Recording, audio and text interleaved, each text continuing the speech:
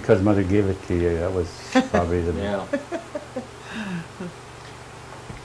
Okay, we ready, Ross? You ready? Let me shut Yeah. it off here. How about you, Bob? Are you ready? I will be in about 46 minutes. Let me know when. Okay. Okay. Mr. Fabian, would you please give us your name and your place of birth and the date of your birth, and spell the name for us? Okay. My name is Gordon Floyd Fabian, F-A-B-I-A-N.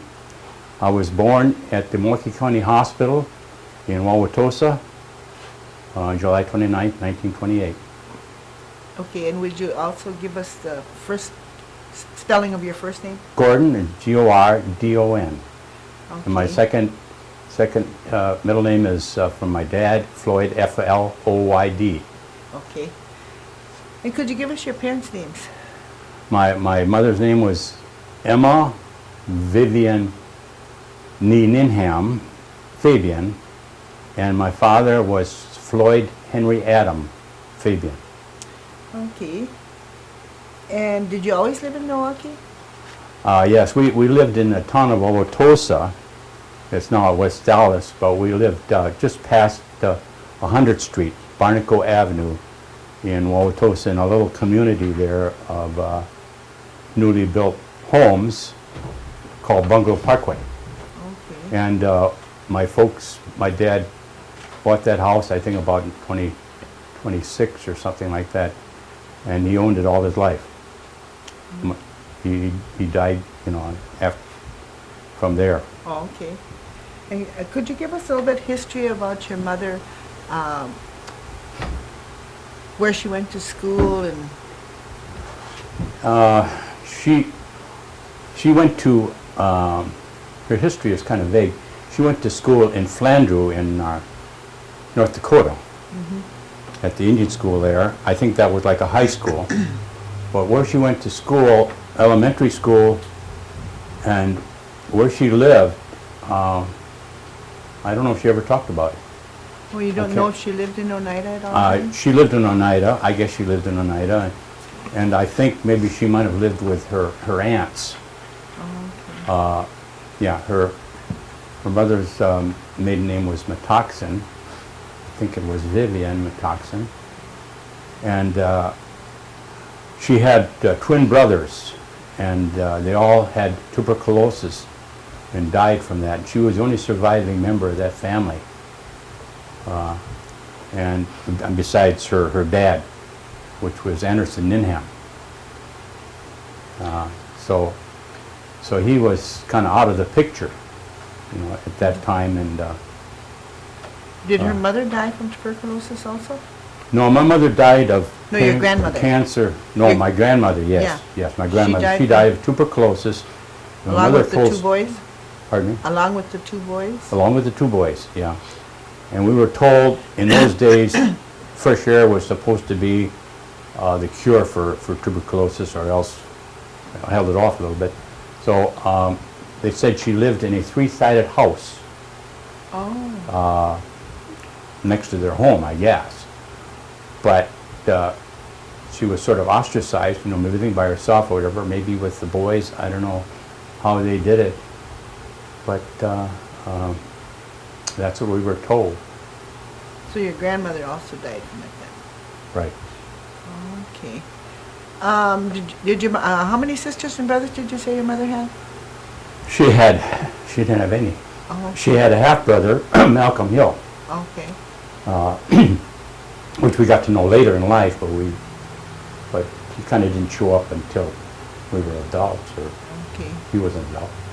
So her father was married again the second time? Well, I don't know if he ever got married again, But he had a child? but he had a child, yeah. Oh, okay. And I don't know, from talking to my brothers, they kind of felt that he lived with the Hill family, and he adopted the name of Hill Oh, rather than okay. Ninham. Rather than in him? Oh, Yeah, okay. but we don't know who his mother was, or if the archives would show what her name was. But we don't know that.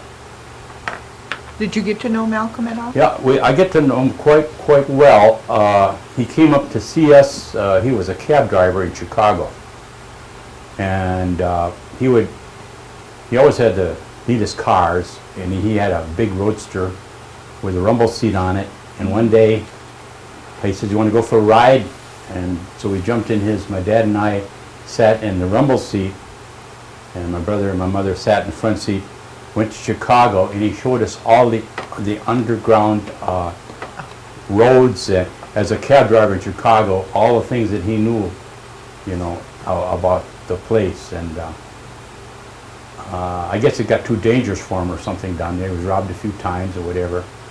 So he got out of there, moved out of there, and came up to Wisconsin and got a job. He was a gear cutter. Must have learned a trade somewhere along the line, and he was a gear cutter at Kearney and Trecker for a while. Then he lived with my folks too for a while until he got situated. And then he had a wife, Janet Hill. She was a very, very fine woman. They never had any kids. And then after they moved out away from West Dallas, then he kind of moved around the state. They didn't live very long at any one spot. But I know they lived up at Winter in Park Falls. He was quite a hunter. And we used to go deer hunting every winter. Mm-hmm. We would go up there. When he was down with us, he would take us up, and we'd go up, go way up north and into the deep woods and go deer hunting. And he could see deer. He could walk through the woods without making noise. He was quite a hunter. Mm-hmm. Did your mother talk Oneida? Yes, she did. Okay. Yeah. Did she teach you how to talk Oneida? She taught us a few words, exclamations. Newa, I guess that's yes, and kind of animal names, gos, a pig, and get chicken. Yeah. Some things like that. And she had a favorite expression when she would say "utse" when something, and I don't know what it meant, but she would say "utse." I don't either, but I say it too. whenever something, but she never really, and I kind of think that Indians were considered a second-class citizen in a way in the 20s. I don't know if the women could vote or things like that. I know they weren't allowed to drink in bars and things, and I think she kind of, although she'd come down to Milwaukee to live with her aunts, she kind of wanted to get away from the reservation. There was a certain stigma attached to being Indian in those days. And I talked to some other friends of mine that were half Oneida like I am, and they said the same thing about their mother, that she moved away from the reservation just to create a better environment for her children from that time. Where did your mother and father meet? They met on Wisconsin Avenue by the about on 6th in Wisconsin, a place called Wisconsin Roof. And my dad loved to dance. Man, he did all kinds of dancing, ballroom dancing, square dancing, everything. He loved to dance, and he was there to dance one night and met her. And it must have been something, Love at first sight? love at first sight or something, because he was a German boy with blonde hair and blue eyes, typical German type, and he was coming from a lower class German family, but they were poor and things, they didn't have much. But she brought class into his family and into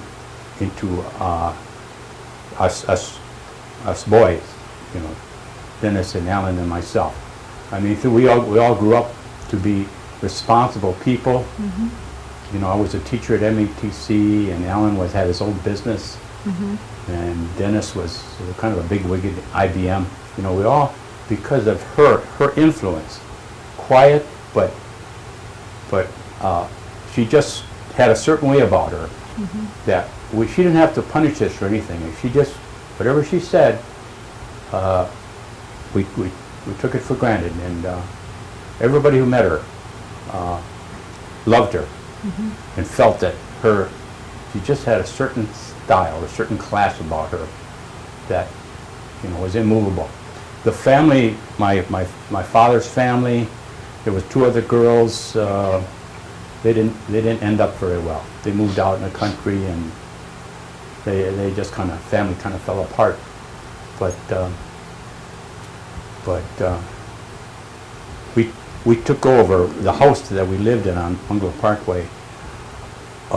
My grandfather and my father bought this house together, and then the girls lived here, and one had two kids there. But then my grandfather inherited a home at Palmyra from his grandmother, I think, or somebody. So they moved out, and they left us with this home. And my mother took that place and cleaned it up, and made it a really nice home, very nice home for us. That's where we were brought up. And on your father's side, did you know your grandparents? Yes. Oh yes, I knew my grandfather. What was his name? His name was William. William Fabian, and he was one of 8 boys. And their parents had immigrated from Germany, and they lived near Lake Geneva. They had a farm there at Lake Geneva, and the family sort of spread out from there. The boys had families and everything, and we always had a reunion for years and years. We had a reunion in Palmyra, where all the boys, these children and their families would meet together. But finally, it got to be so large, the children having children, and anyway, it sort of fell apart. And then the older fellows died. They died off, and the young people weren't too interested in having a reunion. But it was, we learned a lot about that family, or we saw how things would be, in some families.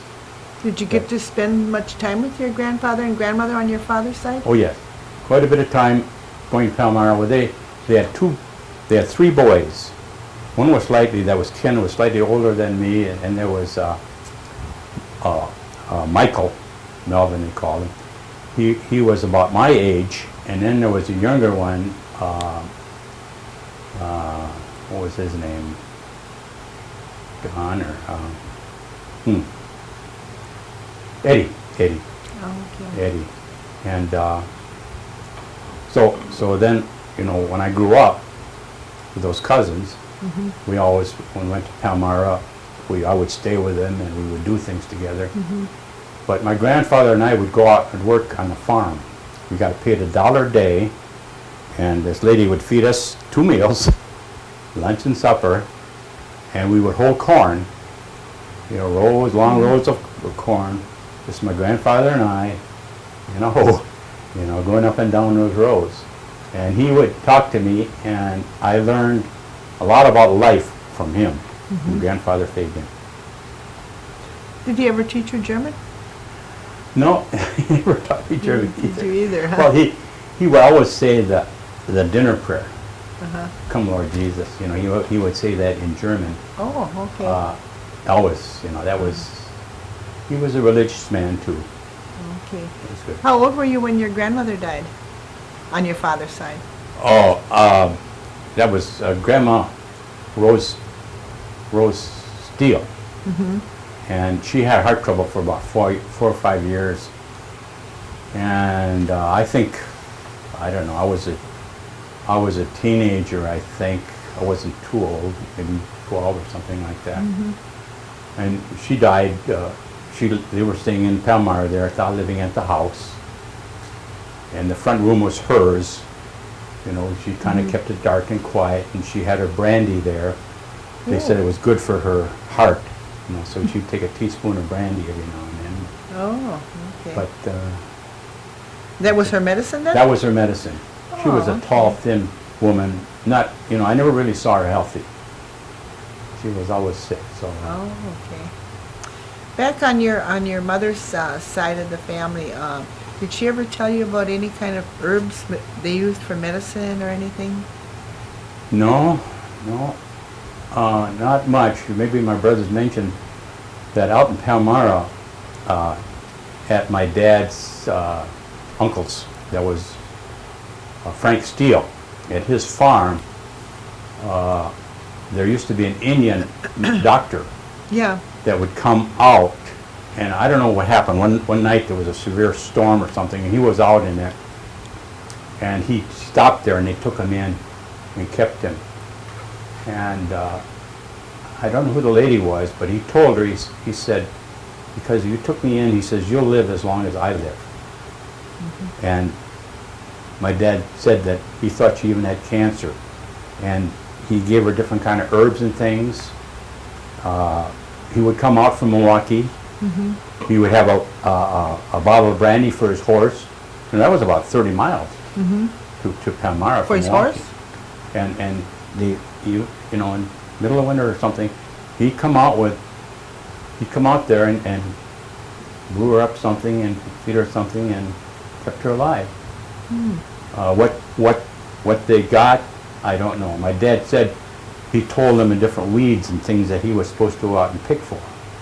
So he'd go out and pick these different things. I don't know, this comfrey or whatever it was, but he would pick those different herbs and things for this Indian doctor. We don't know his name, but my dad always kind of believed in alternative medicines. You know, he felt that God had given us things that would cure our ills, just that we didn't all know about it, except for maybe the Indian doctors. What holidays stand out in your mind? Well, Christmas, of course, but Hoyan was the New Year's celebration. What And did you do with Hoyan? well, I don't remember doing much of anything outside the usual things you do when New Year's comes. Maybe staying up late and celebrating. Other than or that they something. called it Hoyan. No.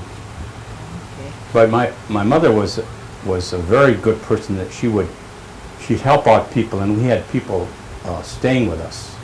We had upstairs in a spare bedroom, so we had different people at different times.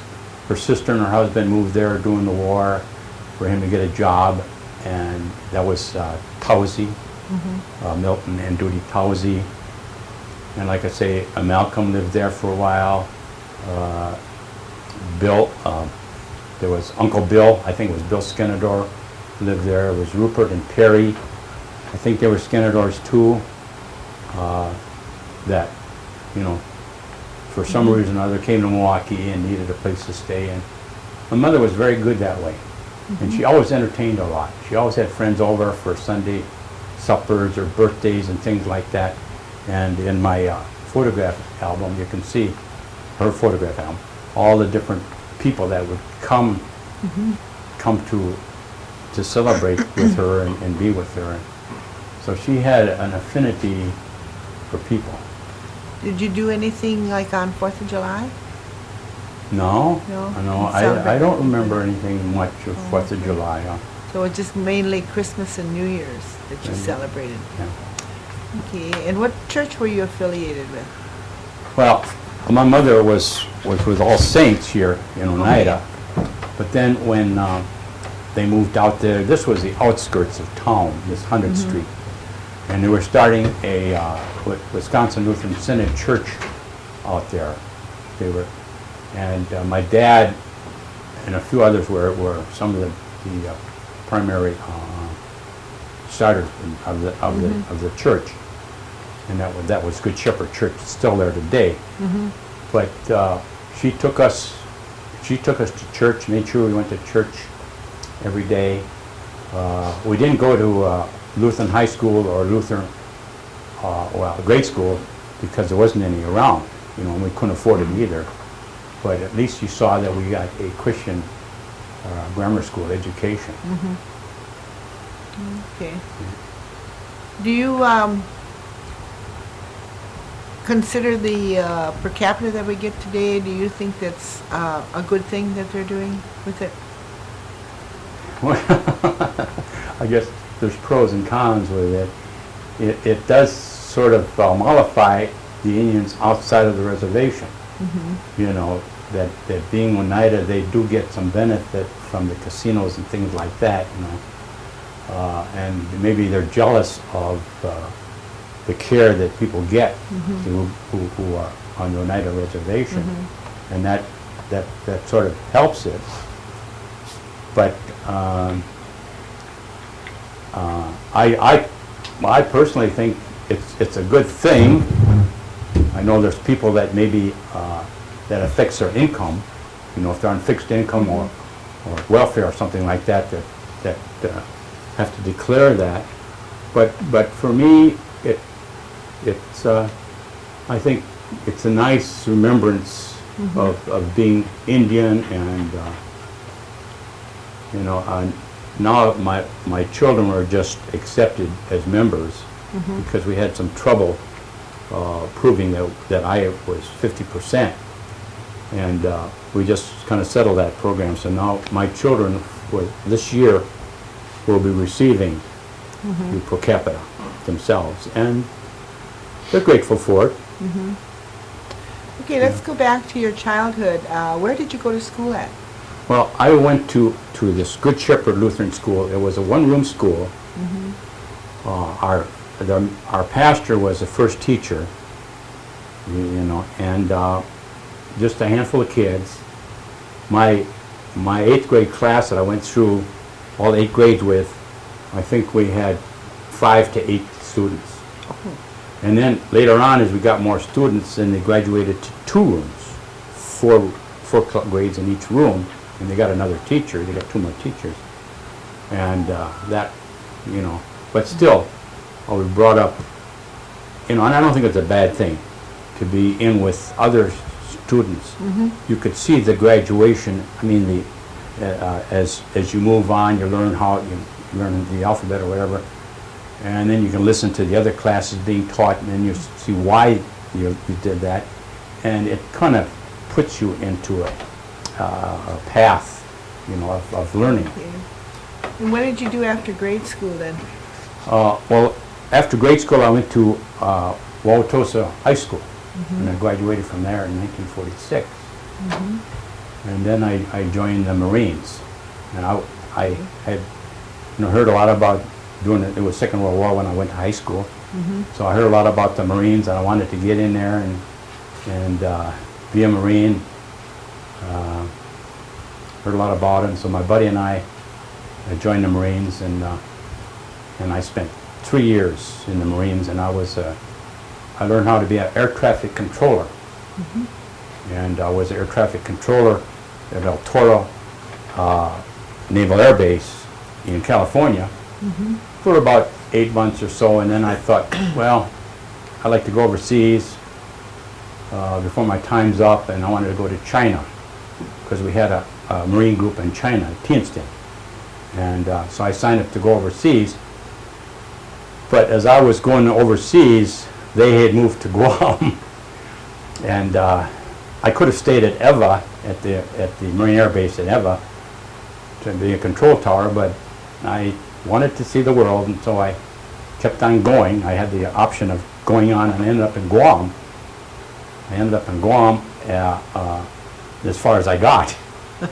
And then when I got to Guam, it was a Naval Air Station. They didn't have a control tower for me, so they didn't know what to do with me. But I had a high mechanical aptitude, and so then I found a job as a aircraft mechanic on these little observation airplanes, OY-5 they were, and I was crew chief on one of those things. There wasn't really a whole lot to do, you know. We'd fly in the back seat, and I'd soloed when I was 16. I loved flying, so then I got a lot of hours in the air over Guam. And then when I was over there, I was over there for 2 years. We had an option to apply for naval aviation training. I took a test for that. I was accepted, and so then I went to Pensacola, Florida, for flight school, for naval aviation flight school. That was in 1949.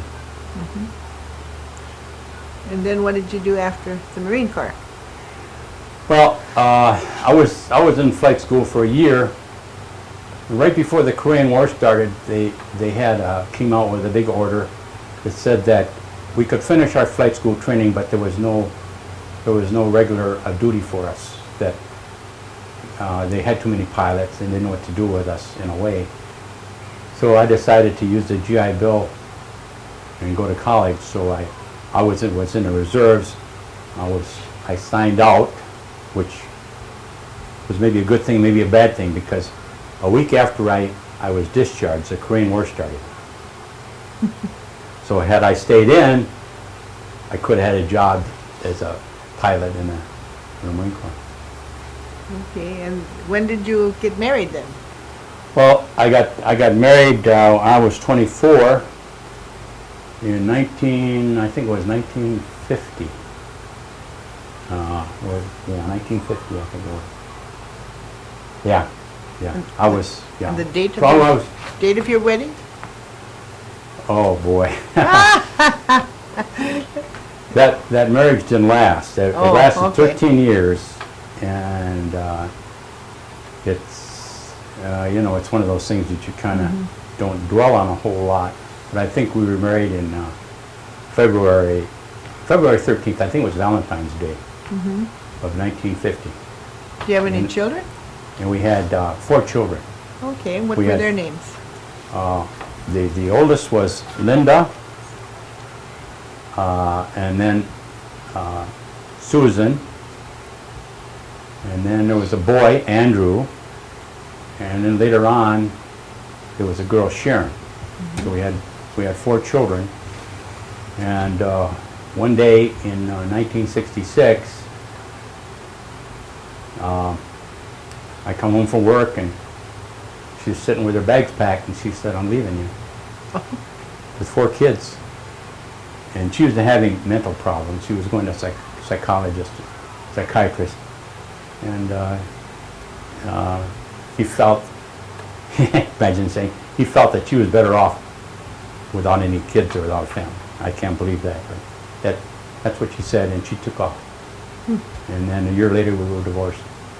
So did you raise the children? then? I raised the children. Oh, Until she got remarried again. A couple years later, and she moved to Chicago. I had custody of the children. I gave her temporary custody for the 2 older ones, because they were sort of under their mother's hand and guidance. And I had remarried. I married Marjorie Cox in 1967, and there was a little confrontation there between her and the girls. older kids. So I thought it was better off for them to go live with their mother, and then I paid support for them to live with their mother. okay. Did you have any other children then Then after you got I married had, again? with Marjorie, then I had three children. Okay, and A what were their girl, names? Carrie, and a boy, Paul, and Peter, Oh, the youngest. And those children were brought up much differently than the first 4, possibly because I got a job teaching. I was making excellent money. We bought a new house. I was able to afford a lot more stuff. Bought computers for the kids and stuff, and they had a different kind of life than the previous kids had, because then I was working in a factory, and I didn't make a whole lot of money, living hand to mouth in a sense. And they're kind of jealous in a sense of what the other kids have gotten. Although we're all good friends now. yeah. They love me, and they send me Father's Day cards and everything. And where But did you teach? The boy Andrew lives in North Carolina. The youngest daughter Sharon, she lives in Norfolk, Virginia, and Linda, the oldest girl, she lives in Roanoke, Virginia. And the second daughter, Susan, she's a big wheel with the Bearing Company down in Chicago. She's got a real good job. Okay. But her I see quite a bit. She comes and visits. Yeah. And where did you teach? And then when I after about 19 years working in industry at the Louis Alice Company, then I quit and took a job as a welding salesman because I was welding and machining for Louis Alice, and I just wanted to get out of the shops, the factory. So I was an outdoor salesman, sales rep for about a year and 8 months, something like that. And I really wasn't doing any good with it. And but just by happenstance, I got a job teaching out at Waukesha County Tech as a welding instructor. They were looking for a guy to help out at night. So I took that job and found out I loved it. And so then I got jobs with Harnisch-Fager, teaching them down at METC. I talked to people at METC in Milwaukee, and they were looking for a machine shop instructor that was a minority. They were looking for a Spanish minority, but I couldn't speak Spanish, but I says, at least I'm a minority. They couldn't find anybody else, and that was in 1972. So they hired me, and then I stayed there until I retired in 91. Oh, okay. Yeah. So that was a very enjoyable part of my life is teaching vocational education, welding, and machining. Oh, Okay, Yeah. if you were going to tell the youth today anything, what would you tell them? well, I would say to notice the world around you, see what's going on, and put yourself in a position to work in, to get into that area, and whatever your likes are, to learn to do something like that. Get an education as much as possible, either in tech schools, which I love, or colleges, the right kind of college, you know, where you can learn advanced skills, and use this knowledge then to go out into society and you do the best you can. This is a free country, and you can go wherever you want to go, and you can do whatever you want to do if you have the drive and the power to do it. And some people feel that they're hemmed in by different things, but I think a person should take a broader outlook on life and find something that you love, and then devote your life to it. Do you participate in any of the elderly programs that the tribe has? No, I don't. No? No, I get their newsletters and things. I have an 18-acre farm in Oxford, Okay. and it's an old farmhouse that I've been working on since '91. You know, I'm doing all the carpentry. I put in new bath, new kitchen. You know, it needs a lot of work, and then of course, with this farm is an orchard, and animals, and big. Oh, you're really busy. There's never enough time in the day to do all that I want to do, you know. But it keeps me young to be able to go out, you know, because I love automobiles. Being mechanical, I do all my own work on my cars. I have my barn is made into 3 garages where I can drive my cars in. At one time I had I think 10 cars. Junkyard? Yeah, well, they were different stages, but no, they all ran. But then finally, I had a '60 Buick I was going to refurbish, you know, and different things like that. And I found out I just didn't have the time, and too many other things were pulling me in different directions, you know, the house and everything. So I got rid of them all, mostly. All I got is 3 cars now. Did your mother ever talk about the New York claim to you? No. No, you never heard about it, huh? No, my mother died in '74. My father died in '72. They both died of pancreatic cancer. Oh, really? I asked the doctor why that should be, why that should be common, and he thought it might have been something to do with maybe some of the alcohol that they had during the Depression and Prohibition. I don't know. It could be handed down, you mean? Or? I or don't know how alcohol it that they use affected. themselves. You know, that was the doctor's viewpoint. I don't. Yeah. But you know, the insulin and my dad loved white bread. We could get eight loaves for $1 or things like that. And they say that is really not good for you. Yeah. That it turns to starch. It's hard for you to for your body to produce the insulin. But he had, I think, pancreatic cancer that spread to his whole system. And then he got sick one week. He couldn't hold anything down. Couldn't keep, you know. So he took him to St. Anthony's Hospital in Milwaukee. And he was there for a while, and he wasn't getting any better. They couldn't feed him anything and give him ice chips, and they were pumping out his stomach, and it was kind of a black bile that was coming out of his stomach. So one day, Alan and Dennis and I, we all, with our wives, said, let's go down and meet the doctor this morning and see what we can do about it. Talk to the doctor, see, you know, get another opinion or something. We went there that morning, and he had passed away in the night. Oh dear. Okay. Alan just, when he heard it, he just passed out. It was such a shock. We had no idea. And then the nurse, she said, well, why didn't you saw what the stomach contents looked like. You should have known that it was terminal, that he should, we're not medical people. We don't Right, know that. We yeah. thought he would just had ulcers in the stomach. Yeah. But then my mother, after he died, she just faded away.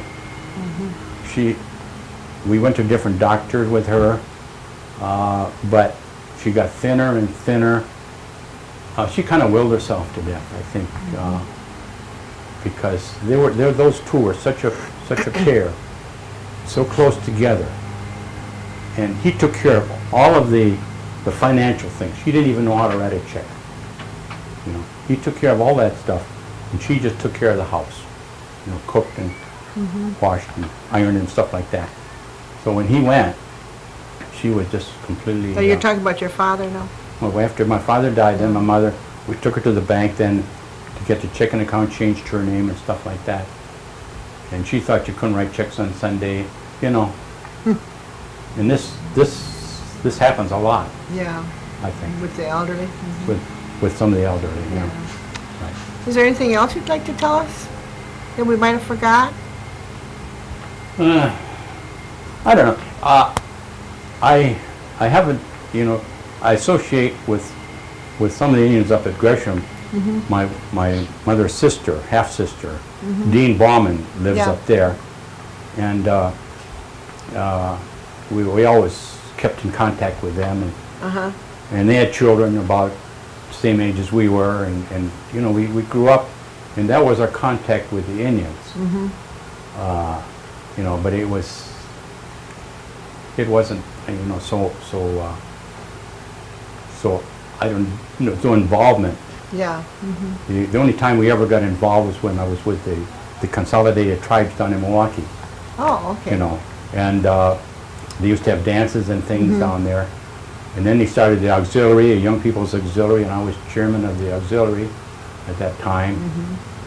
And there was Ethel Summers and Rupert Smith and Ken Paulus and some of those other guys that were involved, but it never really got off the ground. And I think the whole organization kind of dissolved. But my mother made me an Indian costume, and we would dance at different doings. And sometimes for the YMCA, I know one time we went up to Plymouth and danced at the YMCA there at Camp Anakejic, and for a reward, I was allowed to stay there for a week, and that was, to me, that was really great to be able to camp out like that. Yeah. And get in a canoe and fish and, you know, Good shoot a bow time. and arrow and stuff like that. So, Okay. but the Indian involvement probably wasn't as much as I think it should have been. Well, we want to thank you for this interview, and Okay, we'll well. get you a copy in about 3 weeks. And again, now they'll do the pictures. They'll- He's got some pictures. You Yeah, that ought to be enough. What are we looking at in this photograph? Can you see that with that glare on there? Yeah. Okay, this is a picture that was published in the Milwaukee Sentinel for one of the doings from the Consolidated Tribes. And here I am posing with Ken Paulus. There's Francis and Goslin and John Goslin and Rupert Smith sitting down beating the drum. And they used to, I've had my picture in the paper a few times with this, with the Consolidated Tribes, and they would come over and take pictures of us, of our powwows, our different powwows. On video here. Okay, go ahead. Okay, that's a picture of my mother with her father. He lived up in Morgan at the time, right outside of Gresham. And that's her half-sister with the dog down below.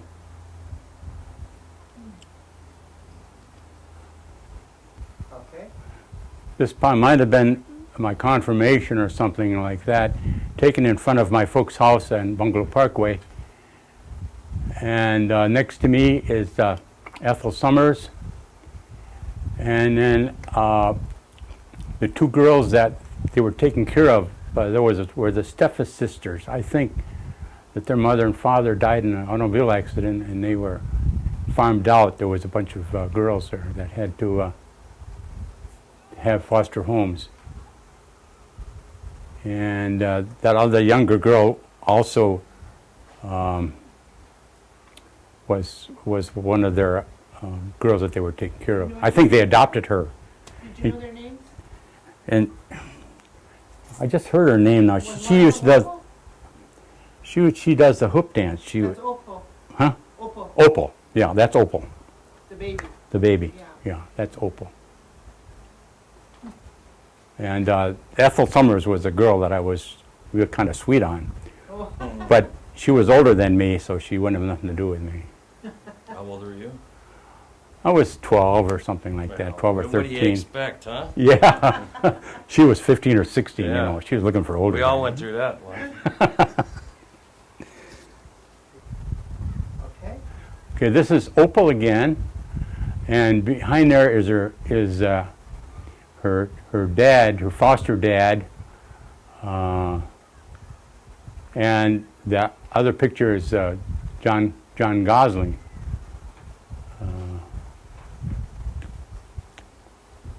What was his name? Susan. Can't think of his name. Well, 50 years ago you could have, huh? Yeah, I had it on my tongue. Okay. Okay, the girl on the right with the guy standing behind is Mildred Hodder, and this guy, I think his name was Clayton, and she had previously been married to Webster, and she had 2 children with Webster, but he was a boxer, and he was pretty good, except the alcohol kind of got to him, I guess, and couldn't support her, and she finally divorced him. And of course, that's my mother and father there next to them. But Mildred was the daughter of Ella Skenador. And I think Solomon Skenador was her grandfather. I think that was the situation. Okay. Ethel Summers with her mother Susan. You can see the family resemblance. Those 2 guys with their heads stuck in there, just probably some hangers on that just wanted to get in the picture.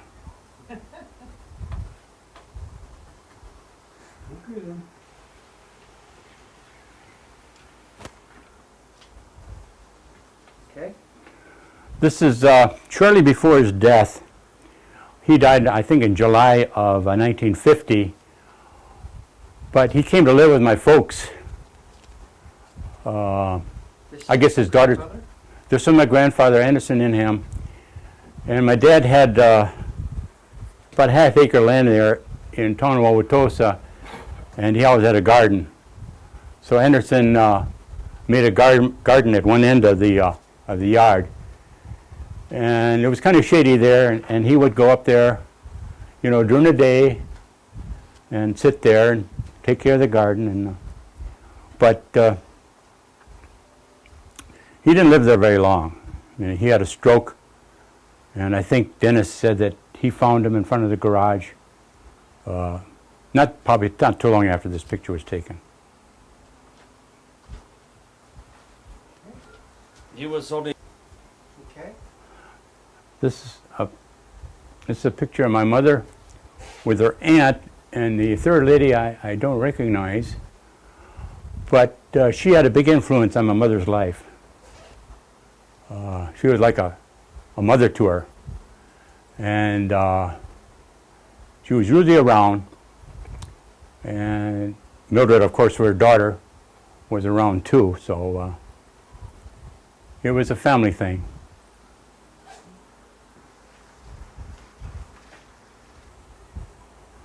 Okay. Okay.